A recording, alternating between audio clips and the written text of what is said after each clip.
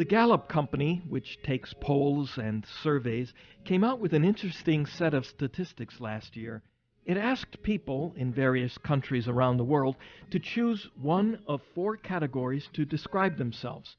Did they consider themselves a religious person, or not a religious person at all, or a convinced atheist? The fourth response was simply don't know or no response. Where do you think the most atheistic countries can be found? Well, the most atheistic country was China, with its communist culture, and where 47% described themselves as convinced atheists. Japan, with its very secularized culture, was second, with 31% describing themselves as convinced atheists. But of the next 9 countries, 7 were in Europe, with the Czech Republic leading the way at 30%, and France right behind at 29%, describing themselves as convinced atheists. And what's even more troubling is a comparison with figures from 2005 and how there was a drop in what could be called the religiosity of the people. France went from 58% describing themselves as religious to 37%, a decline of 21%. The greatest decline among European nations was Ireland, where in 2005, 69% described themselves as religious, and in 2012, 47% described themselves that way, for a decline of 22%. By the way, the U.S. went from 73% describing themselves as religious in 2005 to 60% in 2012, a decline of 13%.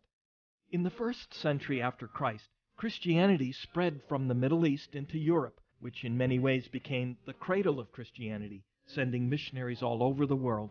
Today, the faith, which gave rise to the great human rights tradition at the heart of Western civilization, seems to be dying in Europe. This has weighed on the hearts of recent popes, including Pope Francis, who asks us to pray this month that Europe may rediscover its Christian roots through the witness of believers. Notice, Europeans won't return to their Christian roots by declarations coming down from on high, nor pronouncements from the hierarchy.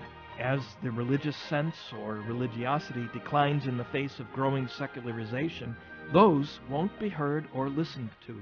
What can make a difference is the day in and day out faithfulness of ordinary Christians, who don't so much talk about their faith as live it. They're living that faith which gives hope and which leads to concrete actions of solidarity and love will attract others. When he met with Dutch bishops last December, Pope Francis told them, "The Church does not spread through proselytism, but by attraction.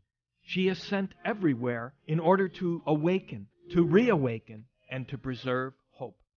That echoes something which the soon-to-be beatified Pope Paul VI said, "Modern man listens more willingly to witnesses than to teachers." As we pray for Europe, which has clearly gone from being a place that once sent Christian missionaries around the world to a place that is truly mission territory itself, let's examine ourselves as well. Am I living in such a way that people will be attracted to the faith?